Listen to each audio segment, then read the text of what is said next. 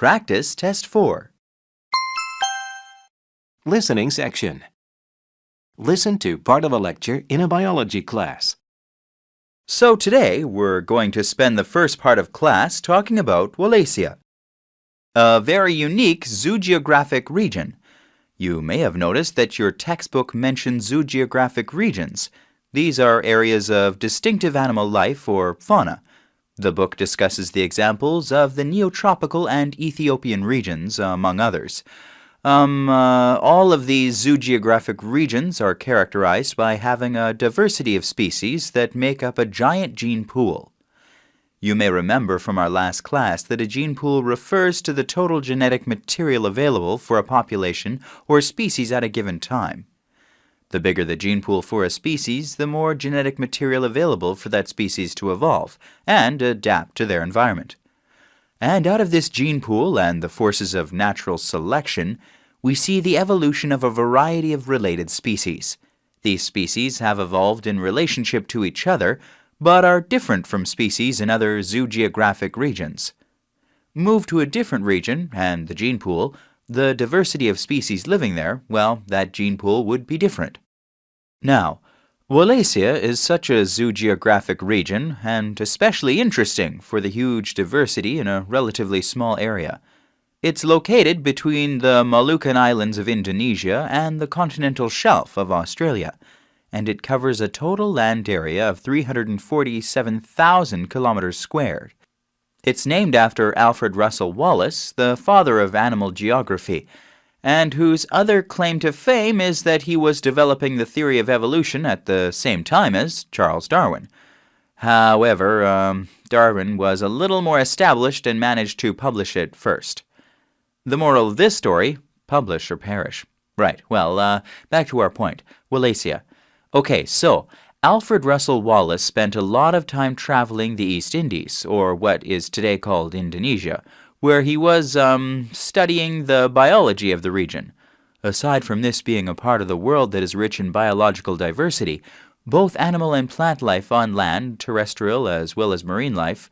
See, what was unusual to this pioneering biologist, and this is important, what was unusual was the sudden difference in species.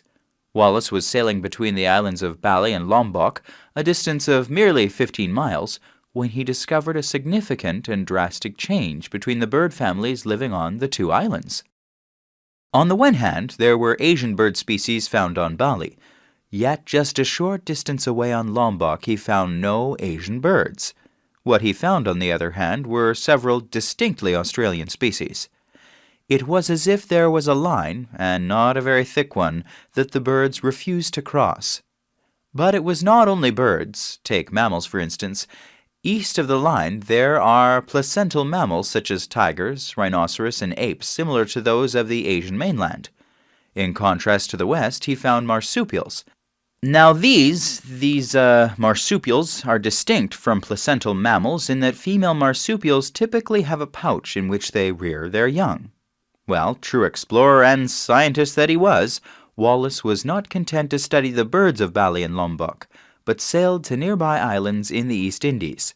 He marked the channel between the two islands of Bali and Lombok and followed it north, observing species on other islands and discovering what was in fact a distinctive line between zoogeographic regions. What he discovered has been called the Wallace Line in his honor, a dividing line between the species of two large zoogeographic provinces, those of Asia and Australia. In his enthusiasm, Wallace may have exaggerated the distinctness of this line.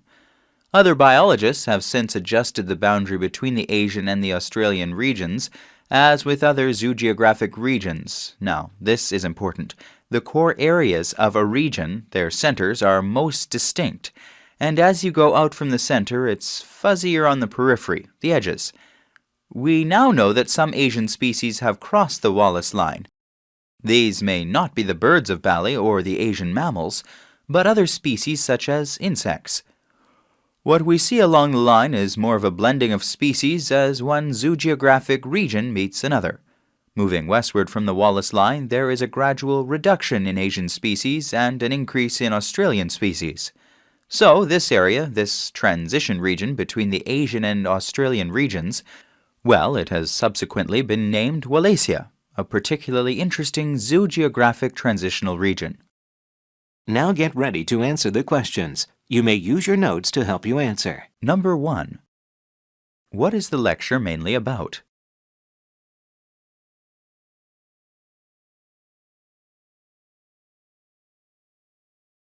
Number 2. What is the significance of the Wallace line?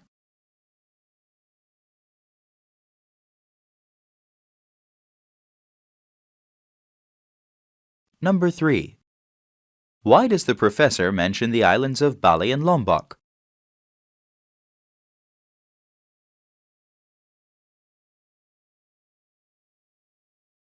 Number 4. According to the lecture, which of the following statements about Wallacea are true?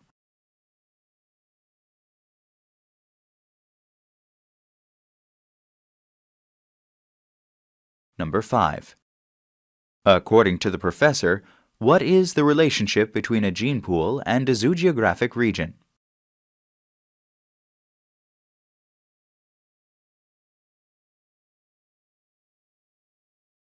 Listen again to part of the lecture, then answer the question.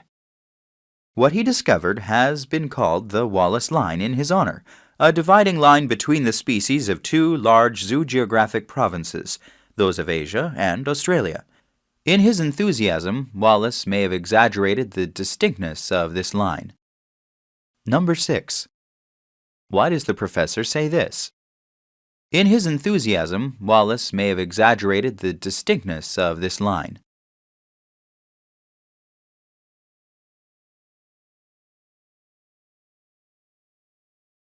Listen to part of a conversation between a student and a clerk at the student union. I'd like to buy some tickets, please. Okay, but if it's for the Phobos Quartet tomorrow, you're too late. That performance is already sold out. No, it's not for that. I want 5 tickets to the game next weekend. Football tickets! I'm sorry, but the student union doesn't sell tickets for football games or any other sporting events. You'll have to go to the athletic office for that. Do you know where it is? Yes, thanks. Sorry about the mistake. I guess I'll go over there now. Before you go, can I ask you something? Sure. Is this the first time you've bought tickets for an athletic event? Yes, it is. Why? Well, I can probably save you some time. First of all, you can't buy more than 1 student ticket for an athletic event. Every student is limited to 1. You only pay half price for it, though. Why is that? I wanted to bring the rest of my family to the game. How are they supposed to go? Well, student tickets are limited to 1 each, but your family can always buy general admission tickets if any are available. So I can't get a discount for them? No, unfortunately not. Student tickets only, and a certain number of seats for each game are reserved just for students. You can imagine what would happen otherwise. No one would ever buy a full-price ticket and students would get squeezed out of the games. What if some of my friends who don't plan on going to the game give their tickets to my family? You know, my family uses their tickets. Yes, you could probably do that, but your friends would have to actually go to the ticket office, show ID, and buy their tickets personally. Okay, but would someone at the stadium say to my dad, "Hey, this is a student ticket and you don't look like a student"? I'm not really sure. I suppose that's possible. You just have to decide whether you want to take that chance. Yeah, I'll have to think about that. But I don't want to give you wrong information. Maybe there wouldn't be a problem. You'd really better check it out with the athletic ticket office. I don't know all their rules. If you're embarrassed to do it in person, give them a call. Their extension is 53010. 53010? I'll do that. Thanks for all your help. Now get ready to answer the questions. You may use your notes to help you answer. Number 7. What are the speakers mainly discussing?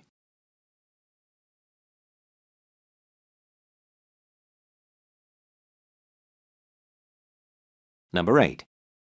What reason is given for reserving some seats just for students?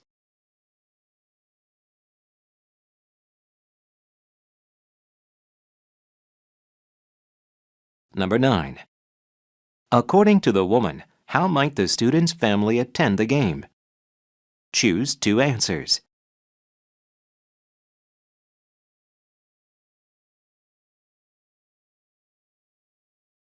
Number 10. Which of the following is one of the student's worries?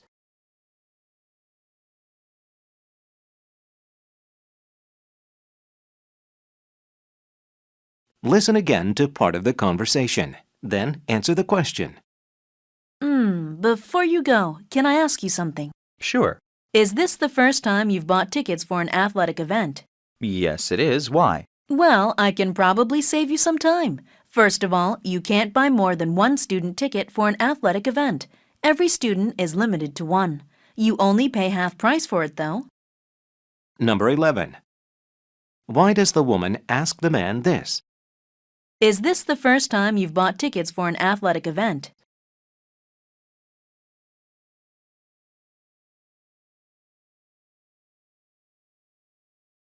Listen again to part of the conversation. Then answer the question. Yeah, I'll have to think about that. But I don't want to give you wrong information. Maybe there wouldn't be a problem. You'd really better check it out with the athletic ticket office. I don't know all their rules. If you're embarrassed to do it in person, give them a call. Their extension is 53010. 53010? I'll do that. Thanks for all your help. Number 12. What does the woman think about the information she has given the student?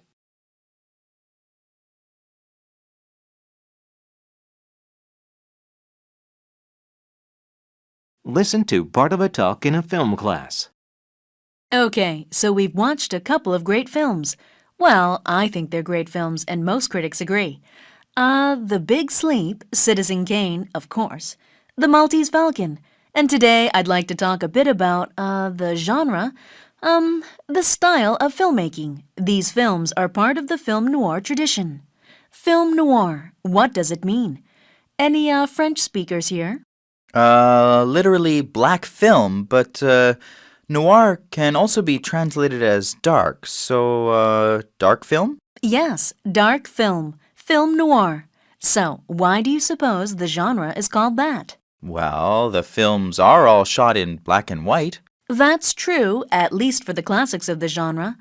It started in the 1940s and peaked in the 1950s, but some films from the 1970s, Coppola's The Godfather, for example, and later, too, have some noir elements, even though they're shot in color.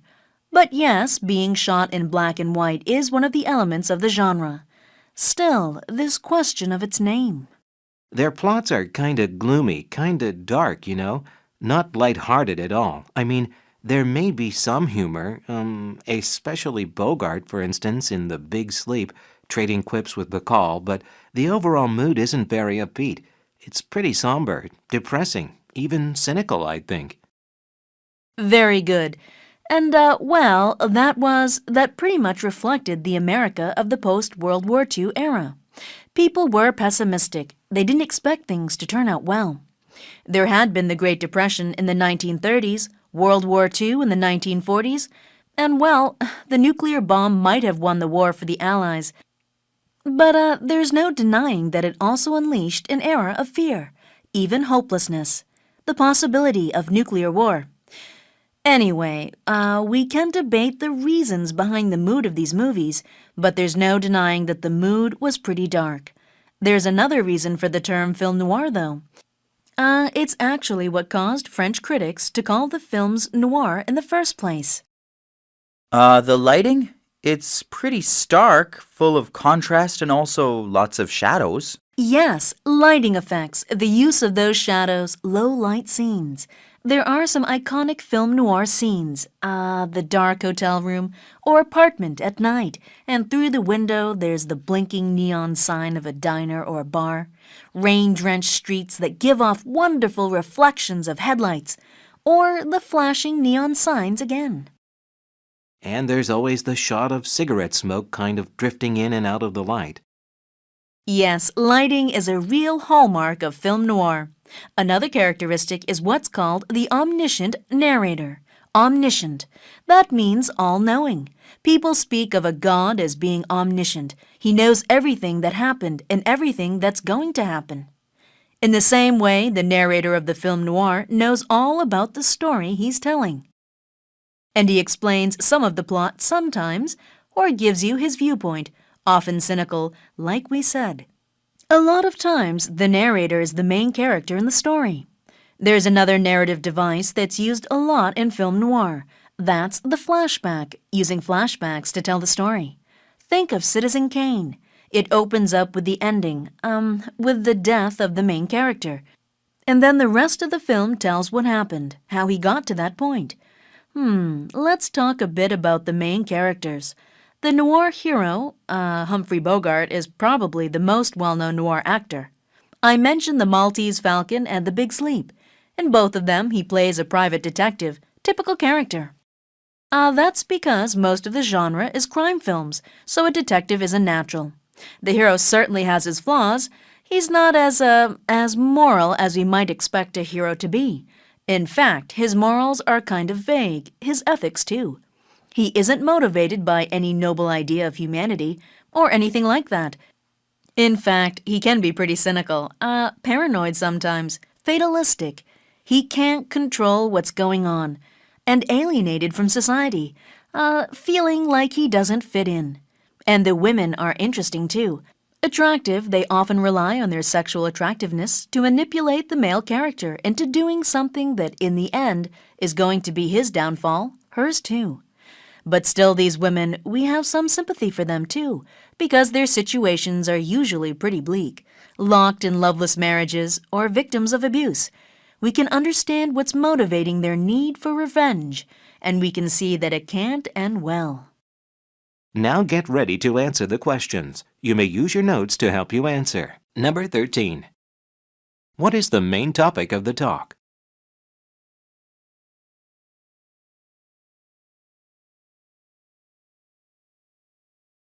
Number 14.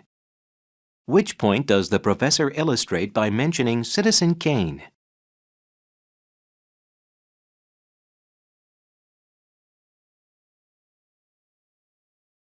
Number 15. Which characteristics are true of film noir?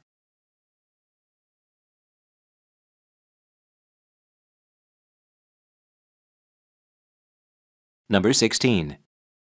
Which statement best expresses the professor's attitude toward the mood of film noir?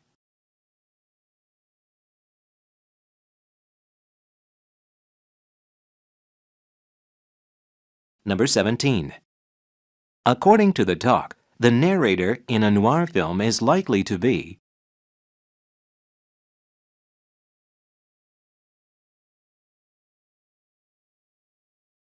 Listen again to part of the talk, then answer the question.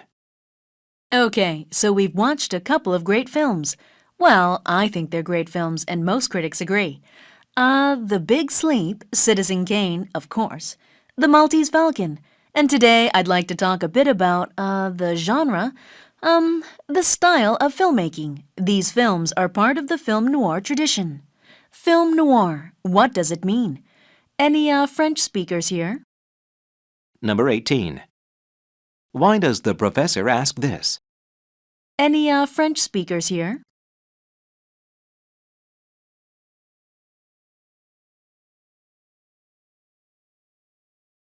Listen to part of a discussion in a sociology class. Today, we're going to discuss Max Weber's theoretical categories of social action.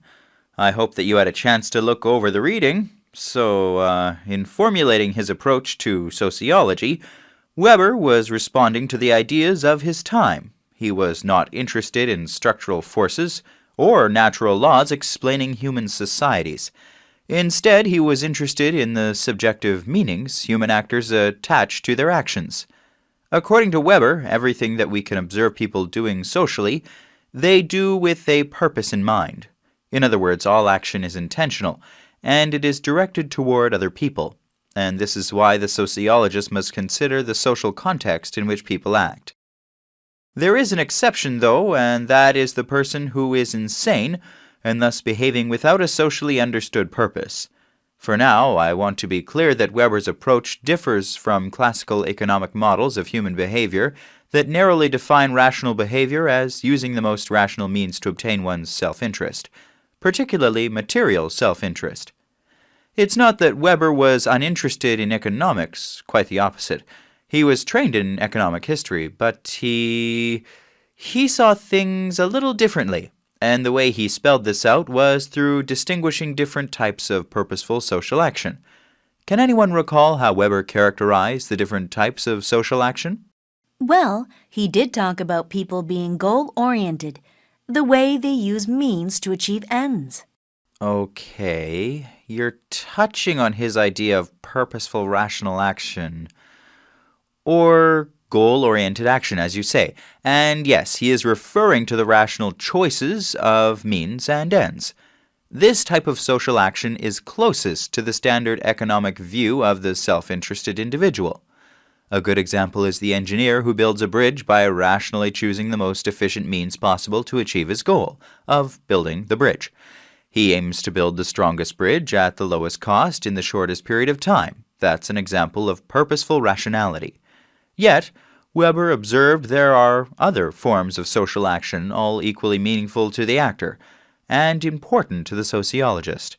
Take value-oriented rationality for an example.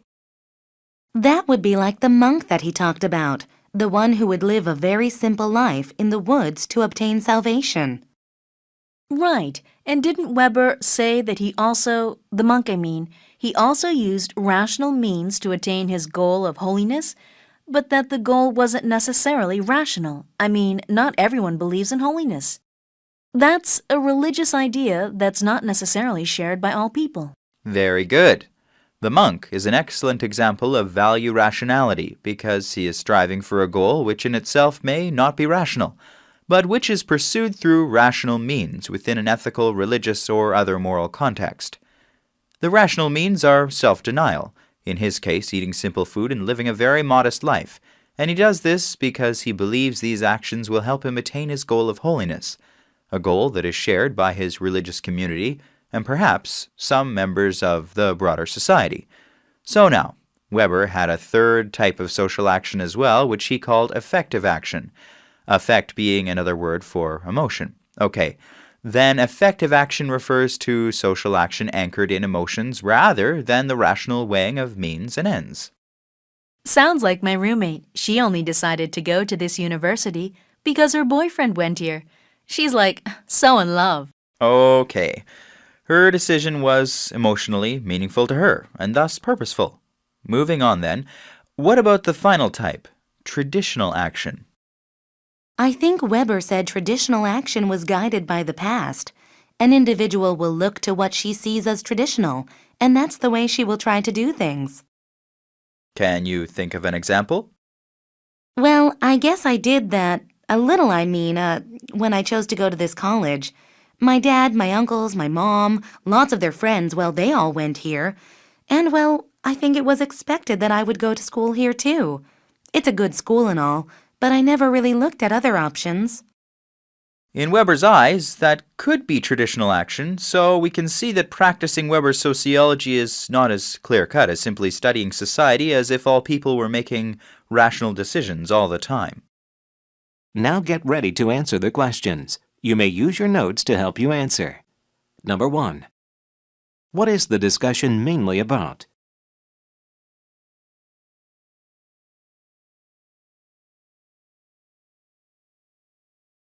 Number 2. Which of the following is a characteristic of classical economic rationality?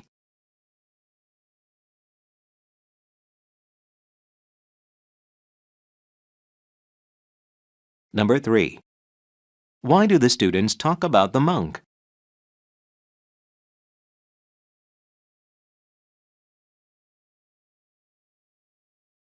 Number 4. According to the discussion, actions based on value rationality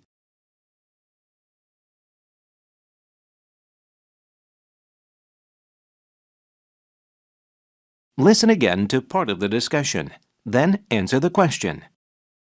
So now, Weber had a third type of social action as well, which he called affective action, affect being another word for emotion. Number 5. Why does the professor say this? Affect being another word for emotion.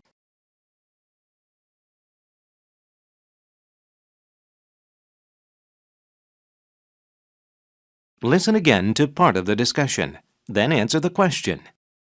Sounds like my roommate. She only decided to go to this university because her boyfriend went here. She's like, so in love. Number 6. What can be inferred about the student's attitude about her roommate?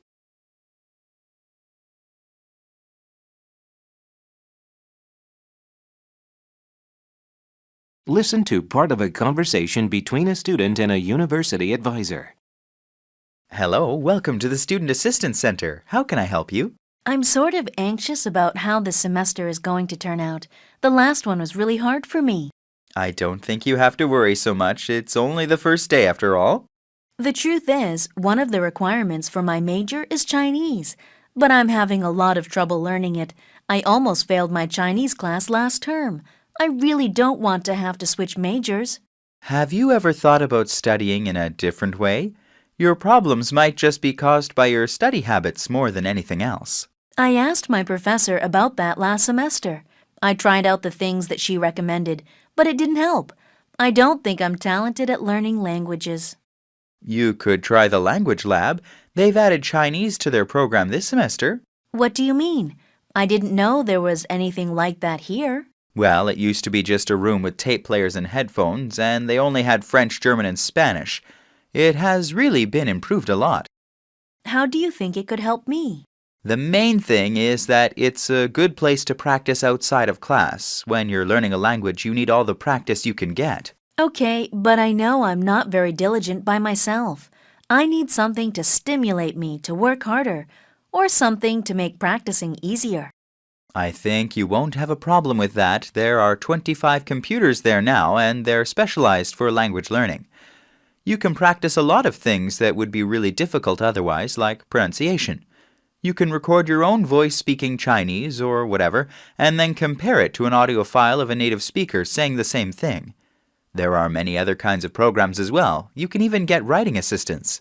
That sounds pretty good, but I don't really like working alone all that much.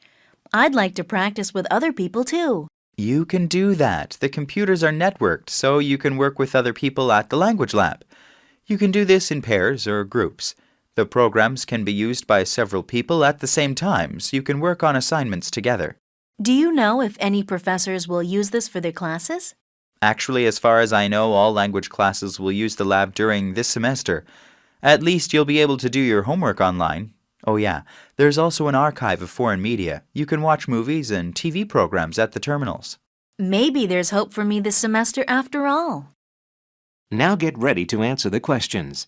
You may use your notes to help you answer. Number 7. Why does the student go to talk to her advisor?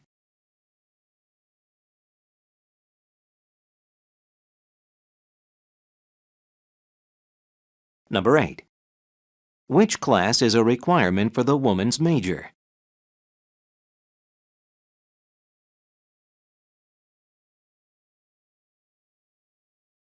Number 9. What does the woman say about herself?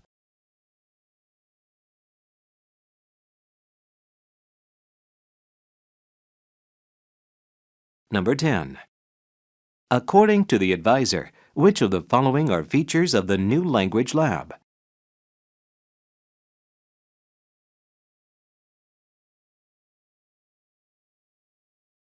Number 11.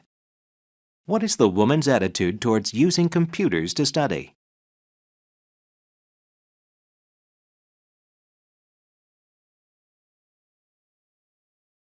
Listen again to part of the conversation, then answer the question. How do you think it could help me? The main thing is that it's a good place to practice outside of class. When you're learning a language, you need all the practice you can get. Okay, but I know I'm not very diligent by myself. I need something to stimulate me to work harder, or something to make practicing easier. Number 12. Why does the advisor say this? When you're learning a language, you need all the practice you can get.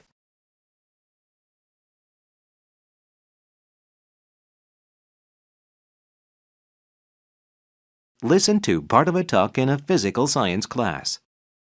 For the next week or so, we're going to be looking at so-called environmentally friendly technology. A technology that pollutes less, does less harm, even no harm if it's possible, to the environment. An obvious place to start might be with the biggest polluters, industrial processes, or automobiles. But instead, I'm going to start with the microcosm, with something small that I think each one of us has in our homes to one degree or another. I'm going to start with the personal, with our own lives. Devices with standby power. What is standby power? Also called standby mode. It's a feature offered by many appliances and electronic devices today. We turn the television off, but it's not really off, or not completely off. It's in standby mode, so that we can pick up the remote control and switch it back on whenever we want. Well, to read that remote control, some part of the TV's electronics has still got to be on, always looking for that remote signal, standing by to receive that message and turn itself on. Think of all the devices you've got in your home that have some kind of standby mode. Televisions, DVD players, stereos, computers. Do you have a coffee maker or a microwave oven with a built-in digital clock? That's consuming electricity, even when you're not making a fresh cup of coffee or reheating your morning coffee. Yeah, but big deal. They couldn't possibly be using much energy. Would you be surprised if I told you that a typical microwave oven uses more electricity powering that clock than it uses heating food? Yeah, come on. It's got to take a lot more power to heat food than run a digital clock. Sure, at any given moment, if you're heating food in the microwave, it actually takes 100 times as much power to heat the food as to run the clock. But most of the time, your microwave isn't heating food. In fact, most microwaves are on standby for more than 99% of the time. But does it really add up to much? There was a study done almost 10 years ago that suggested that 5% of all household electrical use, 5% was consumed by devices in standby mode. But a team of scientists from the Lawrence Berkeley National Laboratory, I mention their employer just to give you a sense of how reputable these scientists are. They researched the actual standby power use. And in fact, they found the actual use approached 10% of electricity consumption by households. And a French study in the same year, 2000, reported that the figure in France was 7%. There have been other studies in other developed countries, and some have even found standby power consumption in residences to be as high as 13%. You're right then. That could be a significant savings. Who's going to give up the convenience? Well, there are ways to make standby power consumption more efficient.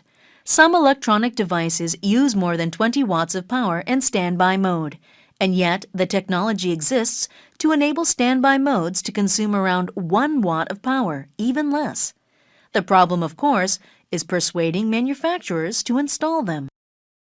The government should make it mandatory that they use more efficient standby modes. Why jump to such an extreme solution? What about that Energy Star program? You know, when you buy something that uses electricity, a refrigerator, a television, a computer. Some of them have that Energy Star logo on them. It means the product complies with standards for energy efficiency. I think it's international, not just the US. They could create some standards for the standby mode feature. Yeah, but it's voluntary, right? Industry won't change unless it's forced to. If the environment is so important to consumers, then they'll buy items that are more energy efficient. The market will take care of it. Come on, until today's class, I never knew about the problem. When the government sees a problem like this that they can easily handle with a regulation, they should do it. Government laying down these kinds of laws just gets in the way of industry doing what it does best, which is innovation. And also it means consumers lose some freedom. We don't have as much choice. Well, California introduced some legislation in 2004 that sets standards for energy consumption of standby modes. Already, it's illegal to sell a television or DVD player in California that uses more than 3 watts of power in standby mode. One of the Berkeley scientists has declared that if these household gadgets use the most efficient means of powering their standby modes, that the developed nations could reduce carbon dioxide emissions by nearly 0.5%.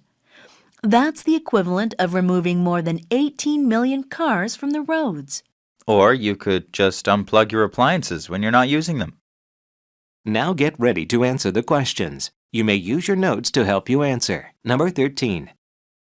What is the talk mostly about?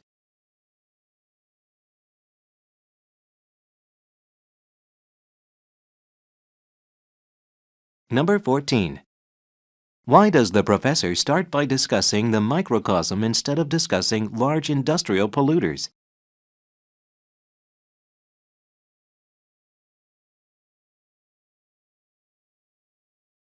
Number 15. Which statement best describes the Energy Star program?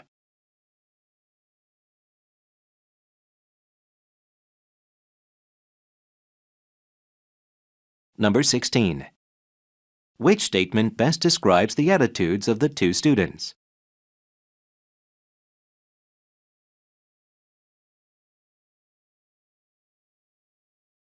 Listen again to part of the talk, then answer the question.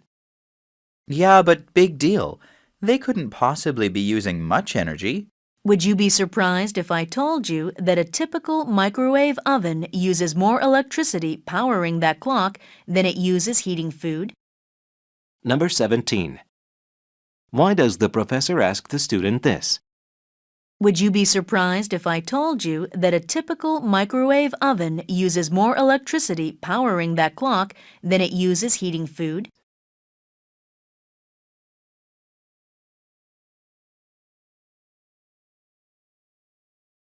Listen again to part of the talk, then answer the question. But a team of scientists from the Lawrence Berkeley National Laboratory. I mentioned their employer just to give you a sense of how reputable these scientists are. They researched the actual standby power use. Number 18. What does the professor imply about Lawrence Berkeley National Laboratory?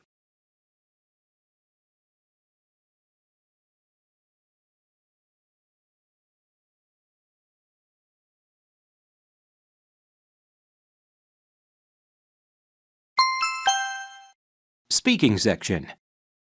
What characteristic do you most value in a friend? Use reasons and specific examples to explain your choice.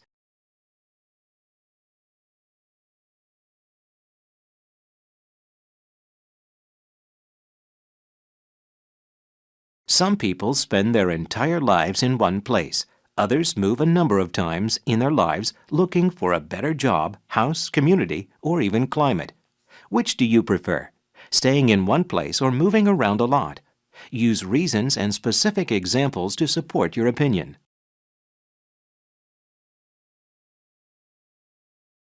Southern State University is adapting a new policy about selling alcohol at athletic events. Read the announcement about the new policy. You will have 45 seconds to read the response. Begin reading now.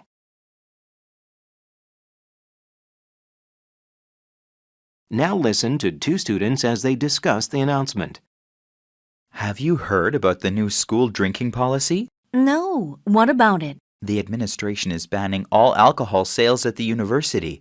They won't even sell beer at football games or any other sports. What? That's terrible. How could they do something like that? They said they wanted to stop students from drinking too much. It's irritating, but maybe it's the right thing to do. I don't think so at all. Look, students may be young, but they're still responsible for their own actions. The university is supposed to teach them, not to decide what they do in their private lives. It's not the school's job to improve students' morals, even if they need improving. But they weren't forbidding students to drink. They only said they wouldn't allow beer or wine to be sold on campus. That's not really oppressive, is it? That's not the point. Students have the right to make choices, even if those choices are bad. They shouldn't be trying to influence us, even if they don't like what we do.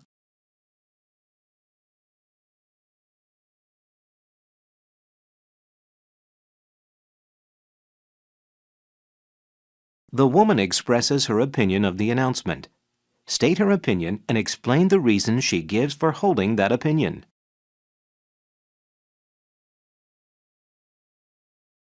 Now read the passage about infant development. You have 45 seconds to read the passage. Begin reading now.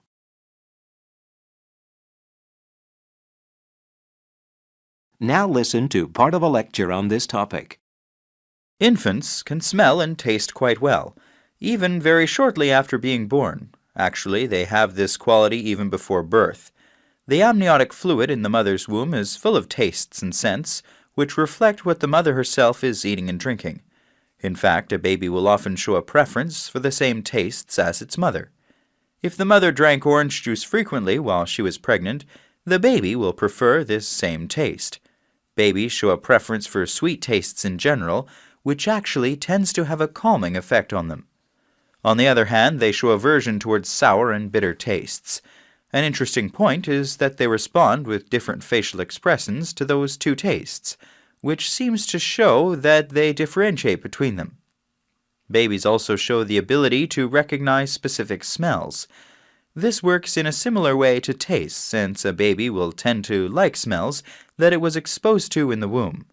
However, an infant can also identify its mother's particular smell and will show a preference for it over those of other women. Babies also show both attraction and aversion for totally new smells. They will frown or turn away if you give them fish, but a banana or vanilla-scented toy will make them smile.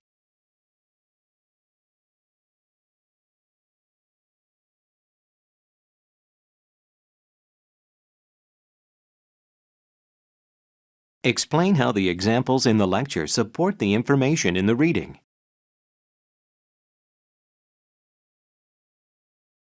Now listen to a conversation between a student and a campus financial advisor. Good morning. My name is Jeff. Hi, I'm Kathy. How can I help you this morning, Kathy? I really need some advice about something. I think I might have to drop out. I hope that won't be the case. The financial office is here to help if we can. Are you having problems paying your tuition? No, not that. It's living expenses. My credit card debt is huge. This month, it's up to $5,000. I'm working full-time, but I can't pay that much. I don't even know how it got that high. Probably because you just weren't paying attention. This is no reason to quit school, but you're going to have to take care of it, though, or the problem will only get worse. You have basically two options.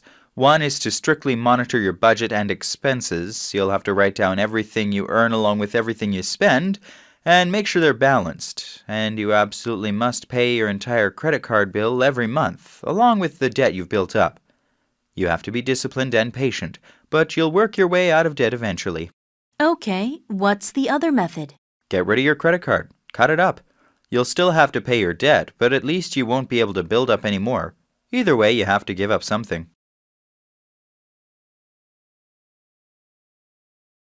The student and the financial advisor discuss two possible solutions to the woman's problem. Describe the problem, then state which of the two solutions you prefer and explain why.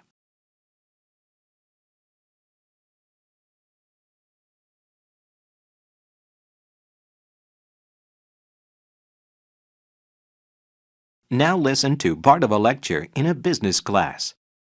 An organization is composed of a hierarchy of people. In theory, at least, those with more skills and talent have higher positions, with more responsibility and better pay. The more competence an employee shows, the higher he or she will be promoted over time.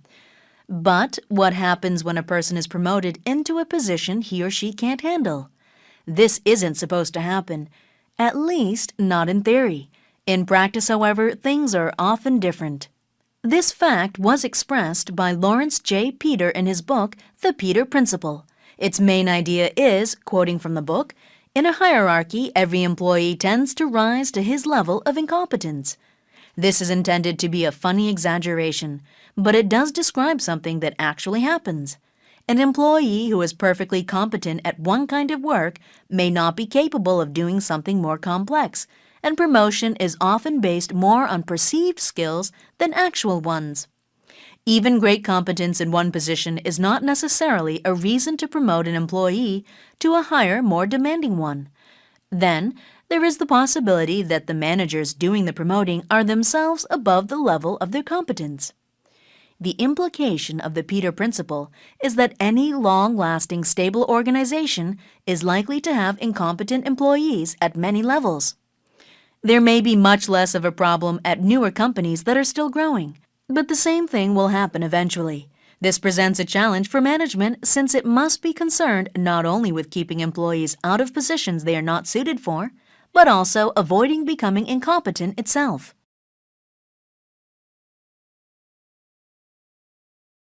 Using points and examples from the lecture, explain the Peter Principle and how it affects business organizations.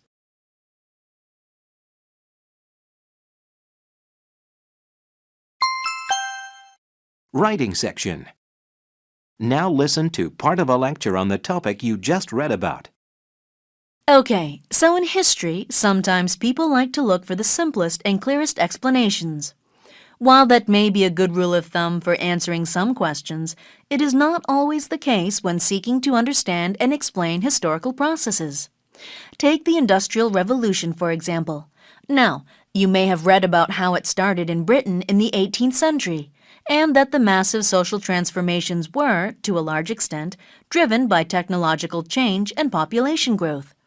These were certainly two factors, but when seeking to explain the causes of such a vast process, there is often a tendency to elevate a few factors to be the most important explanatory causes, when in fact those factors are themselves tied to other factors, and so on, and it becomes less clear which is more important than the other. Now, the technological changes mentioned in your books didn't just come about out of thin air, or because a few brilliant inventors were working around the clock. In fact, the creation of new inventions required an enormous amount of financial and political support, both of which were present in Britain from around the end of the 17th century. This small island was expanding trade to its colonies during that time, and bringing in large amounts of capital. Trade and extensive geographic exploration also created a more liberalized environment in which the government at that time was willing to encourage independently financed research and development. And as goods were produced, Britain could sell them in their colonies as captive markets. For example, cotton came from India. But as a British colony, the law required that all cotton go to Britain to be made into cloth, and that was the only cloth that could be sold in India, a captive market. So you see, there was international trade, a liberalized domestic environment, and captive markets. Without them, you could have natural resources and innovation with nowhere to go. This brings us to a second point. The institutional and legal landscape in Britain had several important changes that facilitated what your text calls population growth. It is true that the population had grown sizable by the later 18th century, and that increased food supplies allowed that to happen. However, the idea that cities grew because technology drove the agricultural revolution is a gross simplification and rather inaccurate. In fact, during the 2 centuries preceding the Industrial Revolution, a series of laws were passed that forced a large percentage of the rural population off the land and into cities. And remember that up to this time, over 3/4 of all people lived in the rural land off agriculture. For example, take the enclosure movement. Traditionally, agricultural land was divided into small parcels, with shared sections called commons. Among those laws I just mentioned, some broke up the commons and small parcels to make them available for sale to merchants who were emerging as wealthy and powerful players in colonial Britain. Technology was a part of efficiently utilizing the land that had been taken for investment, but that came later, and by that point, much of the rural population that had been making a modest living off the commons was forced to move to the cities and towns in search of whatever work was available to support themselves.